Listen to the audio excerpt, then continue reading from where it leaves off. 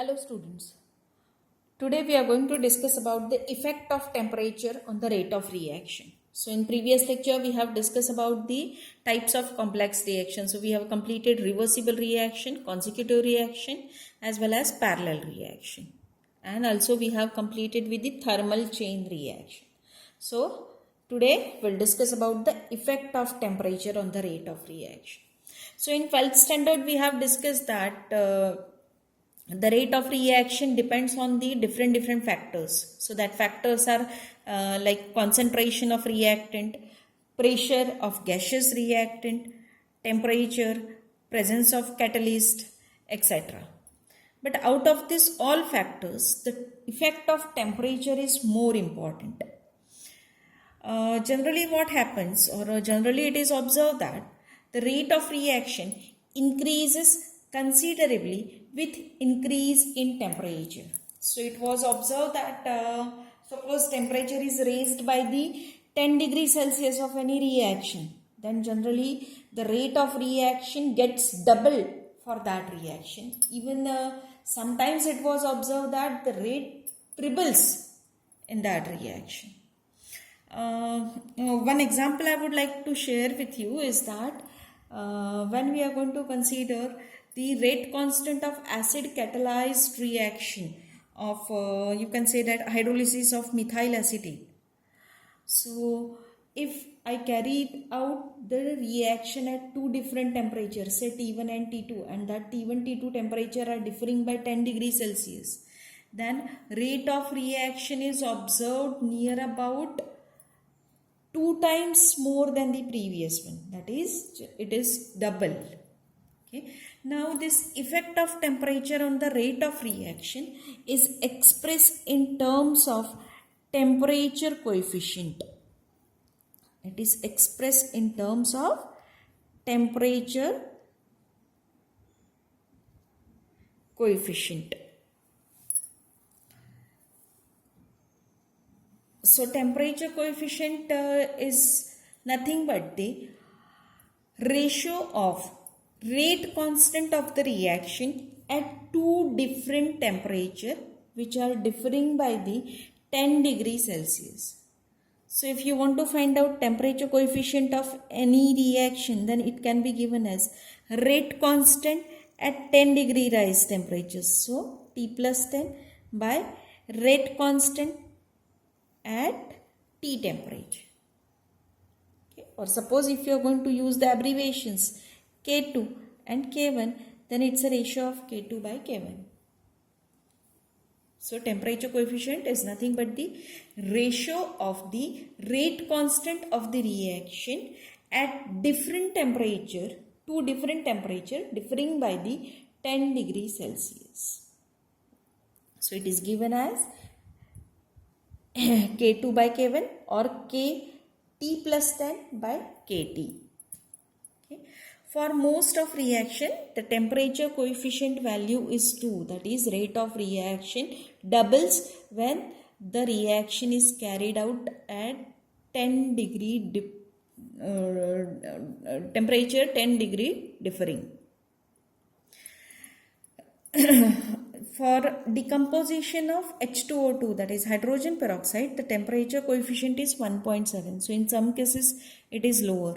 In some cases it is higher also. For that, for decomposition of dibromosuccinic acid, it is 1.9, so near about 2. And for decomposition of nitrogen pentoxide, that is N2O5, it is 2.9, that is more than 9. Now next we have to discuss that is related to Arrhenius equation. Now J.J. Hood, scientist J.J. Hood gave the empirical equation which correlates the rate constant K with the temperature. Okay. Now this J.J. Hood equation is given as log of K is equals to A minus B into 1 over T. So this equation was given by the scientist J.J. Hood, and it tells us that there is a relation between temperature T and rate constant K. So it is given as log of k is equals to a minus b into 1 over t, where a is constant, b is constant, k is rate of reaction and t is temperature. So if you observe this equation, it is y equals to mx plus c type of equation. So if we plot a graph of log of k against 1 over t, then the nature of graph will be straight line with negative slope. So this will be your nature of graph with negative slope. So it is nothing but the log of k plotted against 1 over t. So in this graph, what will happen? It will be a straight line with negative slope, and slope will be equals to minus b. Slope will be equals to minus b, and intercept on the y-axis, that means if you extrapolate this line and where it intersects, that will be equals to a value. Now we have to discuss Arrhenius equation, and for Arrhenius equation we have to use this concept. So very first we'll discuss about the Arrhenius equation. So Arrhenius also relates the rate constant with that of temperature, and he has introduced the concept of energy of activation. So for that he has basically used the Ventov equation. So Ventov equation you have studied in your paper 1. So in 1984, Ventov gave the relation between equilibrium constant of the reaction and the temperature, and that relation is given as d by dt of ln k is equals to delta E by RT square. So we'll consider this as a equation number 1. d by dt of ln k is equals to delta E by RT square, where k is equilibrium constant, T is temperature, R is gas constant, and delta E is nothing but the total energy change involved in the reaction. Again I'll repeat, listen carefully. K is rate constant of the reaction, R is gas constant, T is temperature, and delta E is total energy change involved in the reaction. So this equation was suggested by the scientist Ventov in 1884. So in 1889, Arrhenius used this equation to correlate rate constant of the reaction with temperature.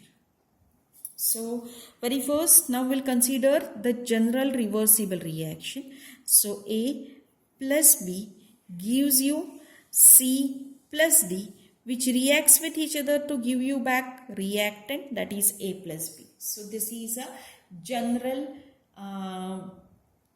reversible reaction. Now for this general reversible reaction, rate of forward reaction is given as, we'll consider rate of forward reaction as K1, rate constant, and rate of reverse reaction is K minus 1. So rate of forward reaction is given as K1 into concentration of A into concentration of B.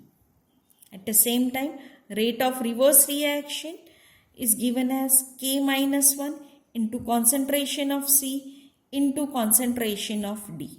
So this is your rate of forward reaction, rate of reverse reaction.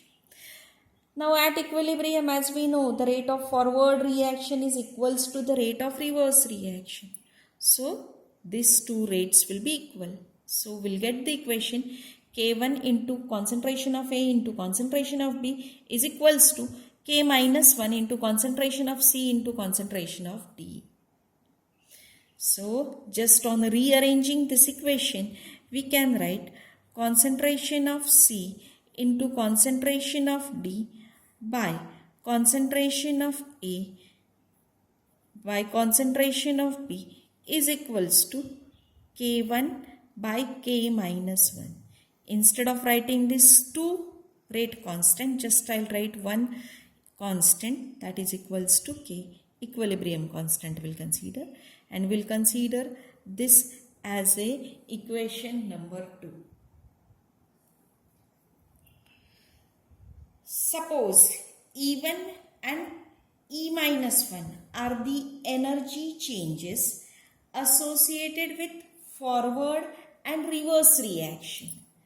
Then delta E, that is change in energy, is given as E1 minus E minus 1.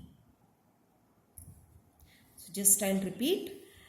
This is equation number 1, which is a Venthoff reaction isotherm equation.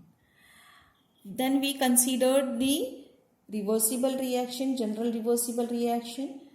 So A plus B gives you C plus D product. C plus D gives you back original reactant. So this is a reversible reaction. K1 is rate constant for forward reaction. K minus 1 rate constant for reverse reaction. This is K1 into A into concentration of A into concentration of B is rate of reaction for forward reaction.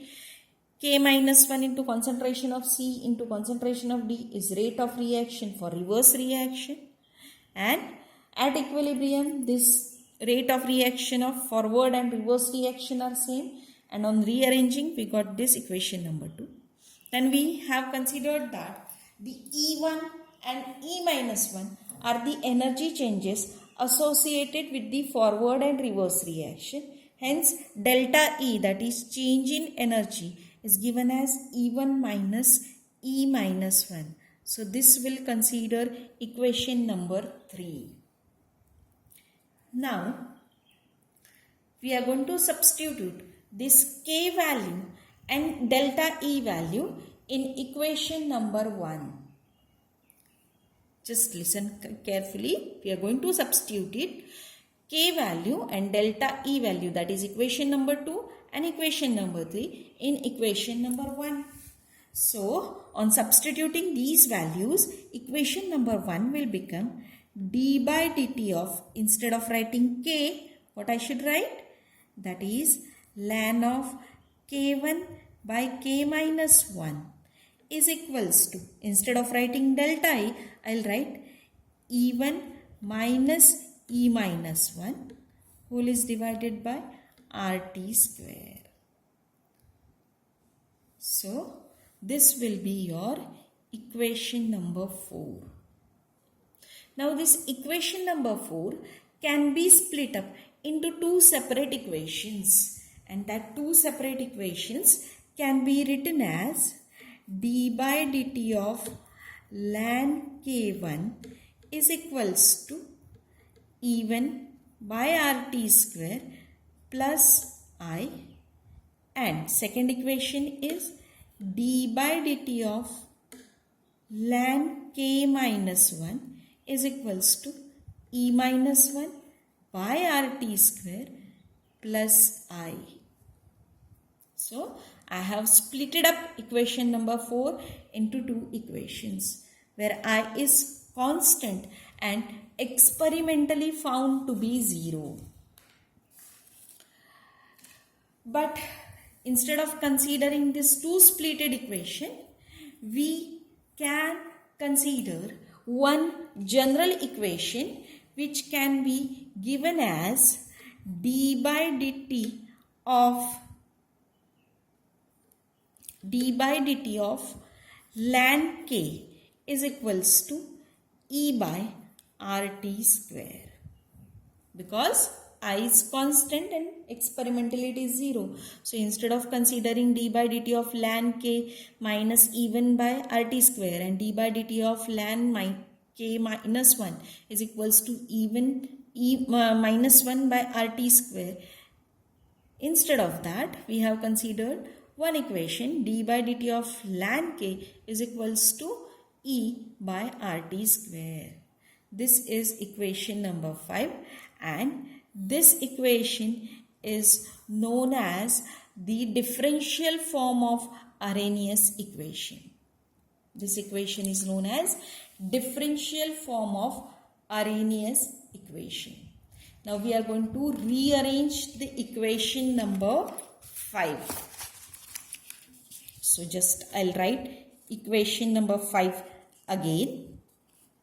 Equation number 5 is nothing but the d by dt of ln k is equals to E by RT square. This is your equation number 5. So I am going to rearrange it. So on rearranging, we can write it as d of ln k is equals to E by R into dt by t square. Now I am going to integrate this equation. So on integrating this equation, we'll get ln of k is equals to E by R. I hadn't integrated E by R because this is a constant value. E by R into minus 1 over t plus c. C is integration constant. And hence we can write ln of k is equals to minus E by RT plus C. This will be your equation number 6. Now we have to compare this equation number 6 with that of Hoode's equation. So just I am going to write Hoode's equation again. So Hoode's equation is given as log of k is equals to a minus b into 1 over t. So instead of writing like this, just I'll write log of k is equals to minus b by t plus a. Now this is your Hoode's equation. This one is your Arrhenius equation. So just compare these two equations. So if you are going to compare these two equations, log of k instead of ln of k is there. Minus E by RT instead of minus B by T. And C is nothing but the A. Hence we can write C as ln of A. So I am going to write equation number 6 again. So ln of k is equals to minus E by RT. Now instead of writing E, just I'll write EA. EA is energy of activation. And instead of writing C, I'll write A, ln of A. So minus EA by RT plus ln of A. Okay. Rearrange this equation. Ln of k minus ln of A is equals to minus EA by RT. Okay. So this will be ln of k by A is equals to minus EA by RT. Now I'll remove this ln. Hence this equation will be equals to k by A equals to e raised to minus EA by RT. And on further rearranging, we can write k is equals to A into e raised to minus EA by RT. So this equation is known as Arrhenius equations, equation number 7. Even equation number 6 is also known as Arrhenius equation. So equation number 6 and 7 are known as Arrhenius equation, while equation number 5 is known as differential form of Arrhenius equation. So in this Arrhenius equation, k, as we know, it's a rate constant. A is called Arrhenius factor, or also known as a frequency factor, and it represents the total number of collisions between reactant molecule taking place per ml per second. I'll repeat it again. A is called Arrhenius factor, or also known as frequency factor, which represents the total number of collisions between reactant molecule taking place per second per ml, while EA is called energy of activation, and energy of activation is the minimum amount of energy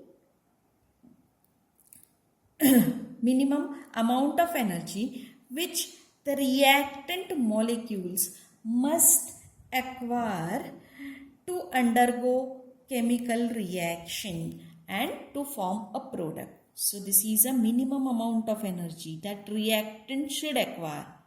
Without acquiring this energy, your reactant will not get converted into product. R is nothing but the gas constant and T is temperature. So this is about the Arrhenius equation.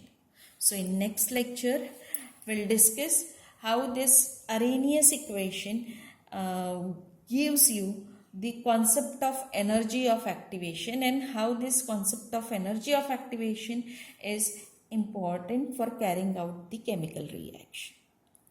Thank you.